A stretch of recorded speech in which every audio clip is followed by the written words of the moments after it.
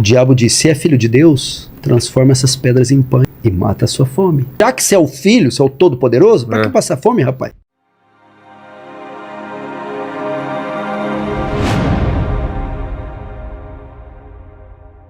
Tá falando sobre ataque espiritual, opressão, esse tipo de coisa. E tem o lance do jejum. Do jejum, sim. Do deserto. O que a gente pode aprender com os 40 dias de Jesus no deserto? Porque ele estava passando também uma... Sim. Na verdade, aquele jejum de Jesus foi a sua preparação para o seu ministério. Logo após ele ter feito o jejum, ele teve o seu primeiro duelo com Satanás. Então, vamos dizer assim, ele foi fazer o seu teste do messianato, né? Vamos ver, vamos agora enfrentar a sua primeira luta no seu ministério. E ele venceu primorosamente com a palavra de Deus, a tentação. Mas o que o jejum nos ensina? Eu posso falar também um pouco dessa tentação, né? A tentação que Jesus sofreu, que ela é comum em nós. Primeiro grau da tentação. O diabo diz, se é filho de Deus, transforma essas pedras em pães e mata a sua fome. Se é o filho de Deus, a ideia é assim, já que você é o filho, você é o todo-poderoso, para que passar fome, rapaz? O que era comer o pão? Uma necessidade física da natureza dele. Estava 40 dias sem comer. Primeira área onde nós somos tentados, Vilela, satisfaz o desejo da sua carne. A ideia é assim, Vilela, para que ter só uma mulher? Tenha duas. Vilela, para que ter só dinheiro lícito? Tenha ilícito. Vilela, abuse, use.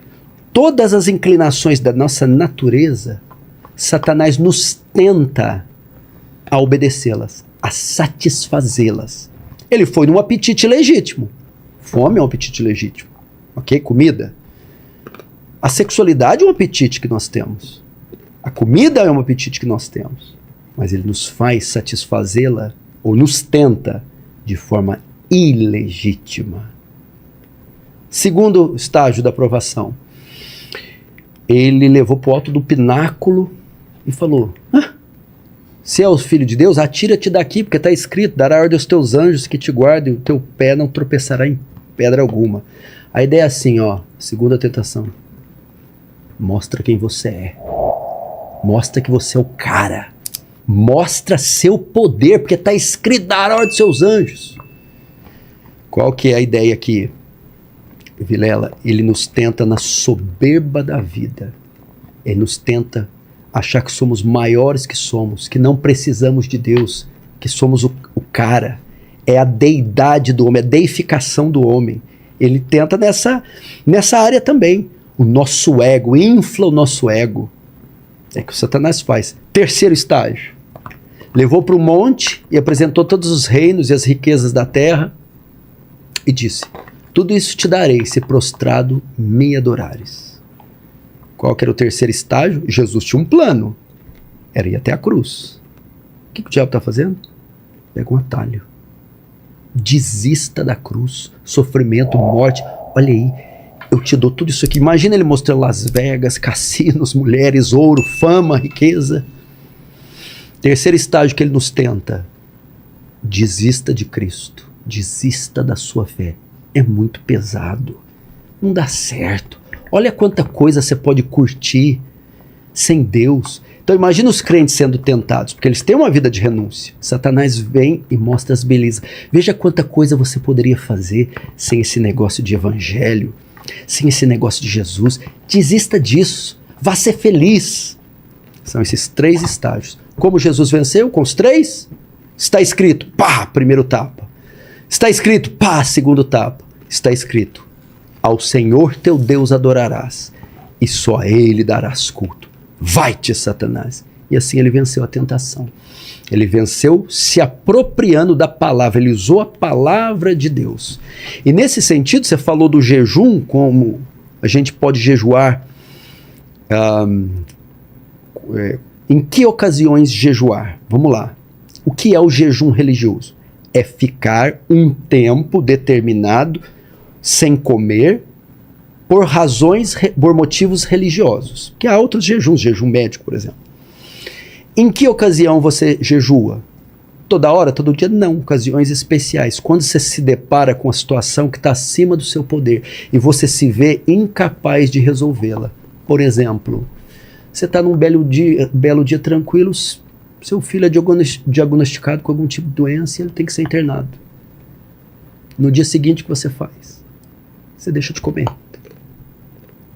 Porque o seu coração está tão triste, tão quebrantado com o estado do seu filho, que você vai externar a condição do seu coração no ato de ficar sem comer. E vai apresentar orações para Deus. Senhor, durante esses 3 dias eu estarei jejuando pelo estado de saúde do meu filho. Estarei rogando para que o Senhor intervenha para a sua restauração.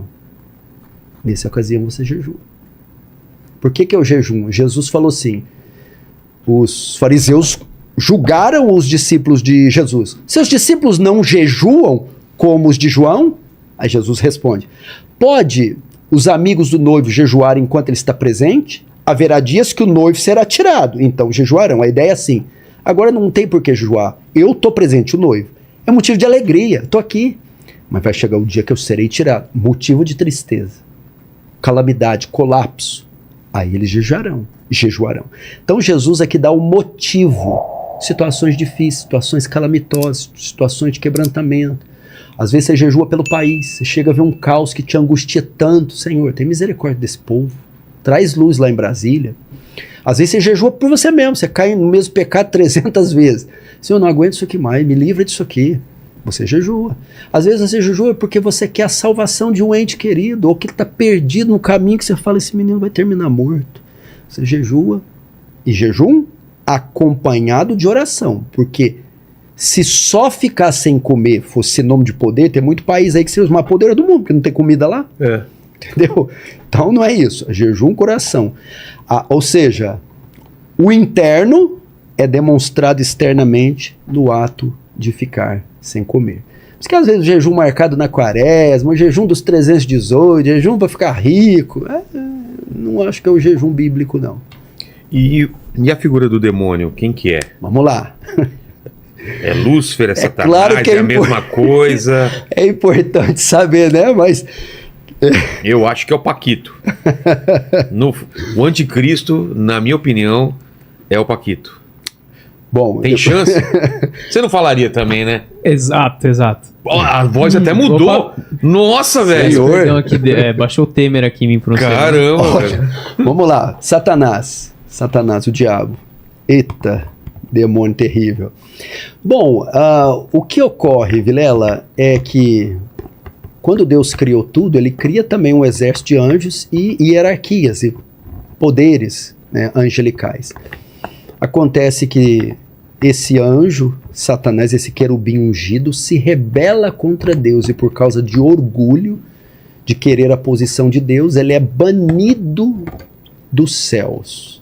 Agora aí vamos ver o poder dele, vamos começar aí. Ele leva consigo, diz Apocalipse, o dragão arrasta consigo uma terça das estrelas do céu, falando um terço dos anjos. Vamos imaginar que tinha 300 milhões de anjos, hipótese. 100 milhões ele levou com ele. Como ele conseguiu enganar seres que viam Deus, falavam com Deus e estavam no lugar perfeito? A persuasão desse cara não é pequena, não. O poder de engano, de influência não é pequeno, não. Conseguiu influenciar seres deste porte. Caem com ele. Essa queda transforma eles em demônios, passam a ser anjos caídos, ok? Que trabalham a serviço de Satanás. E qual é a principal função do diabo? Que é outra coisa interessante para nós sabermos. Muita gente entende diabo e faz batalha espiritual. É cada coisa que você ouve. É ato profético para expulsar demônio. Para expulsar demônio territorial, vamos ungir a cidade com óleo. Eu até me lembro em São Paulo, teve uma vez, alguém de alguma igreja pegou um helicóptero, saiu borrifando óleo sobre a cidade. Eu falei, gente, é inseticida. Demônio agora virou um escorpião. Não é essa a ideia. A principal obra do diabo, é engano. É mentira, ele é o pai da mentira. João 8,44. Muitas dessas tentações da carne, vamos tentar aqui ali, a nossa própria natureza vai se ocupar. Sim, ele tenta e atua em todas essas esferas. Mas a principal obra é manter os homens cegos. O que Paulo fala? O Deus desse século cegou o entendimento dos incrédulos. Na segunda carta de Paulo aos Coríntios, ele fala assim, ó, embora vivendo na carne, não militamos segundo a carne, porque as armas da nossa milícia não são carnais, mas poderosas em Deus para destruir fortalezas e todos os sofismas que se levantar contra nós. Vamos lá. A palavra sofisma ali, o grego é logmos, da onde vem a palavra logismo. O que é logismo? Ideologias, filosofias, religiões. E a palavra fortaleza, alcuroma, da ideia das fortalezas gregas. Satanás, Vilela, prende as pessoas em fortalezas ideológicas. Por isso que tem tanta gente que segue esses ismos, né? Esses ideologias, religiões, conceitos, ideias, e você vê que essas pessoas são fanáticas, obcecadas por partido tal, por religião tal, por movimento tal, e por mais que você explique racionalmente, matematicamente, fisicamente, elas não entendem. Por quê? Estão presas em fortalezas ideológicas. O diabo cega, aprisiona na falsa religião, na falsa ideologia, na falsa ideia, na falsa argumentação. Essa é a principal obra do diabo. Se você perguntar para mim, até tema aí nós podemos falar, seitas, heresias. Exato. Seitas, heresias. Quem é o criador delas? Quem é o pai delas? Respondo, Satanás. Ele é o pai das seitas, das heresias. A principal obra dele é criar engano e deixar as pessoas obstinadas e afastadas de Deus. Você já viu que mesmo que não tem conotação religiosa, alguns grupos que seguem alguns movimentos, parece devotar uma certa fé para eles? Sim. Uma adoração naquele... Pode ser isso ser na política, isso pode ser no meio natural, entre defensores das tartarugas, não sei. Mas devotam a fé para certas modismos. Engraçado que muitos desses não acreditam em Deus ou estão afastados de Deus. O que eles fizeram? Pegaram a fé que deveriam devotar a Deus e devotam a essas instituições, a essas seitas, a essas igrejas. Por quê? Quem está por trás da maioria é Satanás, promovendo o engano, promovendo a contenda. É assim que ele age. E como você derrota ele? Depois vou entrar na seita. Com óleo?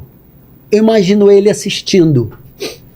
Mas como esses crentes são bestas. Por exemplo, eu já li em um livro desses de batalha espiritual que se Spielberg pegar esses livros aí, ganha 5 Oscars. Efeitos visuais, efeitos sonoros, vai ganhar tudo. Diz que, por exemplo, quando você vai em um hotel e se estiver uma imagem, um quadro religioso de alguma religião pagã, tem um demônio lá. Você tem que virar a imagem de costa, ungir ela, amarrar o demônio lá e dizer, fique aí. Nossa. Aí você está guardado. Diga qual história folclórica você já viu algo parecido. Eu nunca vi. Ridículo. Outros, nessa cidade aqui tem o demônio da corrupção. Ele está estabelecido, o trono dele está lá no Ibirapuera. Tem que reunir 20 irmãos, orar 20 vezes no Ibirapuera, declarando a queda dele. Quando ele cair, a corrupção de São Paulo vai sair. Esses são os métodos de enfrentar. Mapeamento espiritual, você tem que orar para mapear onde que ele atua e qual região. Essa é a ideia da batalha espiritual moderna. Tem hostes transitando por aqui e nós precisamos localizar elas. É dessa forma que eles combatem. Então, olhos, atos proféticos, dar voltas, declarar palavras ao ar. Eu declaro a queda. Voltas, 7 voltas igual Josué deu nas muralhas de Jericó. Não, isso não tem... Desculpa os irmãos que fazem isso, meus queridos irmãos. Isso não tem força nenhuma contra Satanás. Vamos lá. O que dá liberdade para Satanás agir em qualquer pessoa ou em qualquer região? É o pecado. É o pecado que dá autoridade e direito de o diabo dominar no individual ou no coletivo. Então, a única maneira de eu anular o poder do diabo, derrotá-lo, derrubá-lo, é tirar dele a força, a matéria-prima, o pecado. E como eu anulo o pecado? O evangelho. Vocês querem fazer batalha espiritual? Prega o evangelho. Ao pregar o evangelho, essas pessoas serão livres do domínio dele e ele vai perdendo a sua força e o seu campo de atuação.